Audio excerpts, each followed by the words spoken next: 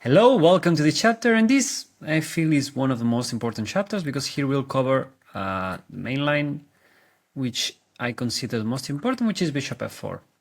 Usually many players opt for this variation because against c4, a6, let's assume here they don't enter the Nimzo Indian, they play knight f3, and here they might face c5. And here they want to play d5, so basically they enter this position. And this bishop f4 is one of the most important lines here. So the idea for white is basically getting some pressure on d6. And now, since we play a6, and we covered in another chapter what happens if white plays a4, white usually goes for a4. And we got more or less the main line. And the idea for white in general is to play e3, h3, to just peacefully develop the rest of the king side, and then later on, whenever possible, try to play e4 and get to the center, and also reroute this knight to c4. Our main problem, again, is the bishop on c8 and the knight on b8. Since white is pressuring d6 and also playing h3, our bishop doesn't get a very pleasant square. Because we have, let's say, after bishop g7, h3, again, very important, if white starts with e3, we have bishop g4. But here after h3, the problem is that there is no way to develop this bishop. Bishop f5 would run into knight d2, and it's very important now that white also played h3, as knight h5 would just bishop h2, and e4 is coming, and the bishop is wrong here. So again, we need to do something to compensate the bishop. Before going into deeply this line, we're going to cover just a light variation, which is knight d2. The thing is, this is far more common than I expected. The idea is knight c4, and again, this is a very concrete idea. Now we play b5, and white wants to play a4. The idea is that after b4, knight e4, it gets a bit tricky for black, because again, we cannot develop neither of those two pieces, and white has a very interesting pressure on d6. So yeah, I mean, it's not simple, but here knight h5 is very precise, and after bishop b3, b4, knight c4, and here bishop f5. The idea is that white wants to play knight c4, then bishop g5, and then increase the pressure here. Here the main line was f5, which makes a lot of sense because we are threatening f4. But here after g4 the position gets very crazy, and this is basically main theory. And white is more or less fine. I mean, it's a complicated position, but there's no need. Here I feel bishop f5 is much easier. As usual, we want to prevent knight c4 and want to exchange a couple pieces. Now knight g3 is more or less a must, otherwise we can afford to take a knight d7 and maybe exchange this knight so we can develop this bishop. And white is left with the worst piece. Remember, the bishop on f1 is likely to be developing on g2. So knight g3 we take, and now just some precise moves. Knight d7. This is very thematic. Whenever white wants to play knight c4, we want to counter it with knight b6. And here white has a very concrete idea, which is g4. Since our bishop is a bit in danger, now take, and now wants to play g4. But here after queen e7, this is very subtle, but works very well.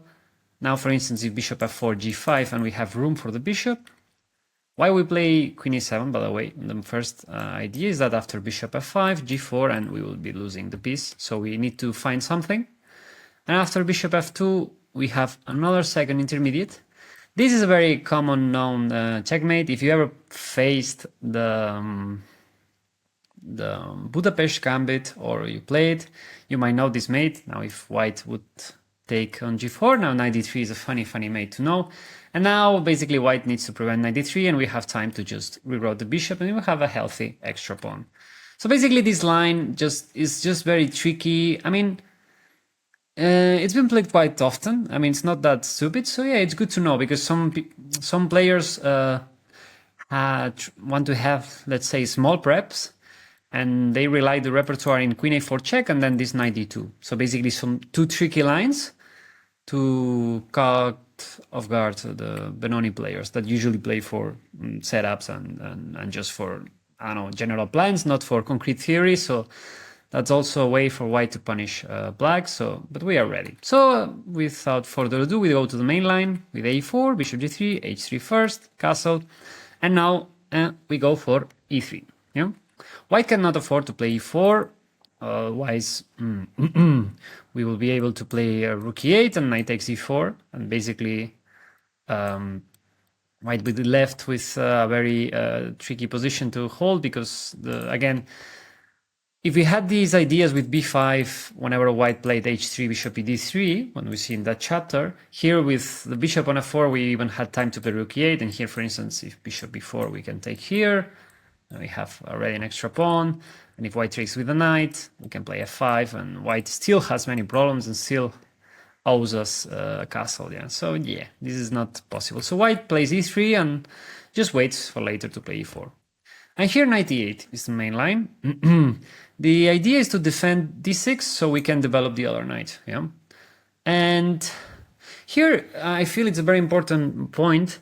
I give some alternatives in the model games, so you get to play different kind of positions, because I feel this is a very hard position also for white to let's say, to keep pushing. And I've seen many players go wrong very quickly with white. Ideally with white, you want to develop the bishop, then put knight here, then after castle, try to take out this bishop and push for the center. But it's not easy at all to just do this. We have many reactions and many tactics. So what the plan I propose is very straightforward. Basically, we enter some kind of positions, but I also recommend you highly, since you are watching this video, go check the model games because you have more maybe practical approach, maybe you like it more. Because this line I suggest changes the pace completely for the Benoni. It's very interesting. I tested and had decent positions, and it's also been played by Injik many times, which is, if you don't know already, this course, it's the only 26 plus that consistently plays the Benoni with black. And he actually beat me with this line because I recommend this with white and I did not play accurately and I got into trouble very quickly. So yeah, it's a very interesting setup. And it's also useful for you to know that if you know your opponent doesn't play the aforementioned queen a4 check, you can even play knight e8 without. It has some different subtleties, and again, we covered that in the model games, so you have different options, which is why this is a lifetime repertoire. So the main idea is to play bishop e2, and after knight d7, our goal is to play knight e5. White has different setups, but in general, it's more or less the same what we want to do. Let's say castle, knight e5. And here, again, white has different approaches, like can take now, can play a5, can delay the check. So we'll see one example of each, and basically the rest is some small subtleties, but the general trend is the same. So here, the first idea is that taking with the knight would be counterproductive for white, as white will be left with the bishop kind of trapped here without much activity. White would love to play e4 first. We will compare it because now black is much better. Let's say we div the bishop, we play knight d6, bishop d7, f5, and actually white has worse piece here. Our bishop has some future in the diagonal, but this bishop doesn't have much to do. So this will be the typical setup with the very good blockading knight and having the possibility to expand for the queen side and mostly to the king side and going for f4 and kind of trying to close this knight and also knight f5, and we get the hang of the dark squares. So this is more or less the dream. So if white usually takes with the bishop, and we want to take with the bishop because otherwise now it's much different. Now after e4, our bishop gets trapped into the dark squares, and white has a very easy going on, like knight d2, knight c4, maybe a5 to get some pressure here. And it's a very dull position that it's very hard to justify this bishop because it's very passive, and also the queen side is not as closed as in the king's Indian, let's say. And usually, since it's a closed position, we prefer having knights. So that's why here, weirdly, we play bishop e5, and after taking here, we take with the pawn. And it makes sense that we have the knight on e8, now knight d6 is coming. And this is more or less the main position here. After a5, this is, well, you already seen plenty of this. That's one of the main differences between whether you play with a6, a4, or you play straightforward knight d8, is that the pawn is on a7. So basically, black has the chance to create let's say, a more healthy structure in the queen side. So this is a plus. But also white has the option to play knight b5 and exchange this very good blockader. So again, it's more or less balanced, the equilibrium. But it's also interesting, and also for white, it's not that obvious to play knight b5. So yeah, this extra option can be helpful for you. After a5, knight d6. And basically, we just want to develop the rook quickly because white might target this c5 pawn. And for instance, this was played in a game, queen b3, bishop d7, rook c8. And in general, after we solve this c5 pawn, which is a bit stranded, that's why white tried to pressure here, now we can go for queen g5 and go for a counter-attack on the king side. Now f5, f4, and actually I won a very nice game in this position, which was after rook fc1, I played f5, and then after f4 and went for f3, sacrificing the rook, and then the queen is coming. So basically, this kind of position is very tricky for white because white would usually be targeting c5 and get a bit obsessed, but we have a lot of counterplay on the queen side, on the king side. Yeah. So yeah, this is. I was a bit skeptical, not gonna lie, some years ago about these plans for when I was seeing for the first time because I thought, okay, we're giving up our bishop, we're giving up our hopes and dreams. Yeah, we're changing radically the position, but okay, white is left with these two pieces that are very nice statically, but dynamically they don't do much. Basically, white has a very defended everything. And if we have, we kind of consolidate, let's say, this position here, we have good chances to attack because white doesn't really have active plans to do with the bishop and with the knight, only defensive and strategically nice plans. And it's difficult to manage this equilibrium. That's why it's interesting in practice. So the other option is to play knight d2 and to ignore our knight e5, but basically this makes it so we have a very efficient move order. And here many plans are good. f5 in general is very good in these structures whenever white did not commit to e4 because we have room for both knights and then the bishop. So we kind of solve everything together. But here I recommend a very specific move, which is b6. Because we got a concession here, which is getting knight e5 in one take, and we also get another strategic advantage, which is preventing a5, getting ahead, and now the rook can even go for a7, but in general, our idea with b6 is to get ahead of a5, and in the future we play bishop d7, rook b8, or not rook b8, or knight c7, and try to go for b5 and expand on the queen side. That's why here in practice, there was this move, like here b6, even here b6 was interesting move, like in order to just play a more practical approach, like knight d7, f5, queen e7, and at some point try to play b5. Yeah, it's a bit more risky, and I feel if white plays accurately, you can get worse. But I highly recommend you to experiment with the Benoni, because a lot of plans you will feel like, wait, I'm winning every game, or suddenly it's a lot of practice, and also depends on the level and on your style of your opponent. So again. I have many games in the Benoni with black and white in the same line that I won with both colors. So I kind of have a lot of experience that it's not easy for neither of both colors to play this kind of structure. So feel comfortable, like this approach of b6 is like preventing what white wants to do, and white is left with a lot of room for options, and you have a very, let's say, easy path forward with trying to play b5 later on, but also you are passive. So let's say if you play b6 at some point, let's say castle, knight d7, I don't know, maybe knight d2. For instance, you want to play knight e5, but here bishop h2, here bishop d7 is not possible because f4 is coming, and now white sometimes isn't time to play f4, and now maybe knight c4.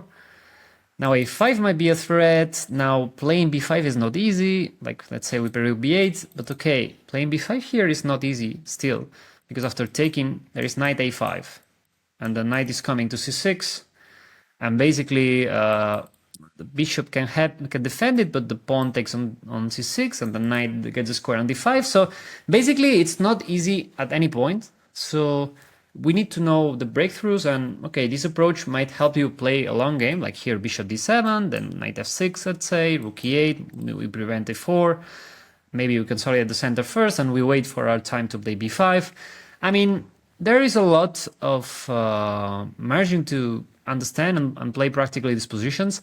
And for white, it requires an immense amount of precision because sometimes the move is a5, sometimes the move is knight d2, sometimes the move is bishop g3 and not bishop h2. And from experience, there is a lot of room for creativity. So yeah, I give this plan with knight d7, knight d5, but you can have another stuff. Like for instance, e4, which is my novelty in my course because, well, here my novelty, sorry, is e4 straightforward because, as we said, white wants to play e4, but cannot. So that's why white plays first e3. But I thought, why not play e4 now that I can after knight e8? And it allows white to have some kind of flexibility, not commit to bishop d3 or to bishop e2. Yeah? And after knight d7, for instance, I had a game recently where I played bishop d3, and after knight d5, it's still possible, and we got this kind of position. For instance, here, if white doesn't take, we just take and play f5. And I really like this move in order to thin the center. Now bishop d7, b5, and basically we have enough space for all the pieces. We kind of took out the knight on b8. So again, it's more or less the same goals as usual. We want to exchange one piece and then we are fine.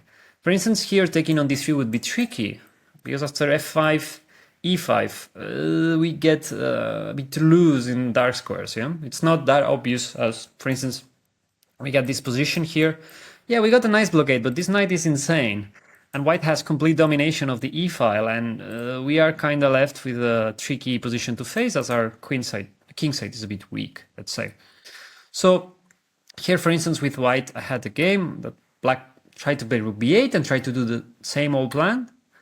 And now black realized that, okay, how exactly is that plan going to happen? Because knight c7 is not possible. And to play b5, you need to have it defended. So suddenly my opponent tried to play knight e5 now. And after knight e5, we entered a very important strategical concept, which is whenever the e4 pawn is already here, you need to take with the bishop. Because now this bishop has the room for bishop e3, and after, let's say, queen c7, that was the game, a5, and black and we are not in time to defend c5 at all. And basically, after c4, bishop b6, black is already losing the c4 pawn, and I completely steamrolled my opponent. So that's why we usually want to take on e5 with a bishop, even if it looks weird, but we need to exchange that piece because suddenly our queen side is too weak. Yeah, that's also one of the key aspects of including a6, a4 and entering these lines. Yeah. So for instance, here I recommend queen d2 with white, which is the only precise move. Actually, I played bishop d3 a bit automatically, but queen d2 is a bit more precise. And after knight e5, we want to enter. Obviously, we take with the bishop. And here, queen e3 is very smart. Like, it's very hard for me, I feel, to play for white. Again, white has worse pieces in the midturn. Like, these two cannot have anything active. So white needs to be very creative with the queen and the pawns and the tempo. If white plays safe, like, we are in time to develop everything and then go for the attack. Yeah. And actually after b6, here h4 is the best line. The reasoning here is that after h5, white has the time to play queen g3, threatening here, bishop b3, threatening here, and we lose some tempo. I mean, it's still here. I don't see it's obvious at all. I'm just saying because I give it in my course, and okay. But it's still unknown territory, I would say, with white, I mean. But here I recommend knight d6, for instance, if h5, g5. And suddenly, again, white is left with the worst pieces. This bishop doesn't pair well with all the white squared pawns. And basically, white is in danger to have troubles in the long run. Like, for instance, maybe later we play, after we play h6, we play bishop d7, queen c7. And maybe we can go for a5 later, or maybe we can go for queen f6 and queen f4 and get the dark squares. I don't know, it's a position that it requires practice. That's why I highly recommend you that, okay, maybe it's good for you to memorize, to learn the lines, but from my experience, it requires a lot of practice, yeah? And yeah, here there is another example of this b6 that was that we were talking about before, that Rapport actually played this, and after bishop e2, rook b8, and after castle, knight e5. Now he chose to play knight e5. This is a great example that black wanted to first play this, so so we get ahead of a5, and we have the extra option to in the future to play b5 either way. So here it's difficult for white to commit to this because black is in time to play a5 or to block everything, and knight d6, and maybe even to play b5. So white played knight d1, but after knight c7, bishop h6, f5. Again, very important move to thin out the center and not allow f4, knight f3, and then e5.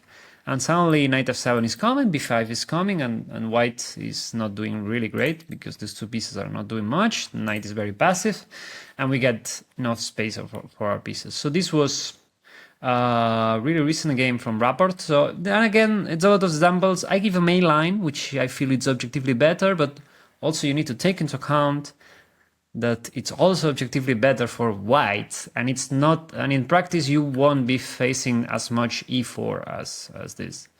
And here, for instance, if white tries to play knight d2 and a different approach, again we play knight d7 as usual, and here I recommend knight b6. I mean, we could play technically knight d5 and get to similar positions, but here knight b6 is so good because we are in time to reroute the pieces, and white is losing so many tempos with the knight. Yeah? After bishop d7, this is a very important thematical maneuver that I want you to learn. That's why I also included here specifically this move order. And after a5 and knight c4, that's the plan for black. Here, the problem, if we play b5 and try to tackle this knight, here of course knight d6 is a problem, but knight a5 is usually the reason why we don't do this, because only the access to c6 is tricky and the weakening of the light squares. Yeah? So here we play bishop b5, which is usually the great solution. And basically we solve the problems with the minor pieces. Yes, only the bishop on c8 has a future here. We will exchange it likely. And for instance, queen b3, we have this very sick idea, which is rook b8. And basically we force this bishop to move and not exchange directly, because white will directly take here, and after knight b5, take, knight c7, we can take on d5 later. Again, this line, you can rewind, you can check it briefly, but it's very specific. But I just want you to know this maneuver, this bishop d7, knight c8, whenever white tries to put the knight on a3 and then a5, knight c4 back. So we have time to reroute the knights, to get some square for the bishop, and to get some sense of our pieces. Yeah? So again, I not necessarily try to remember all the move orders, but try to remember the plans, which is much more important. Yeah? So you get ahead of your opponent and you see what's going on. So again, in general, this line is very tricky. I mean, it was trendy. It's very new, relatively, like maybe 5-6 years ago.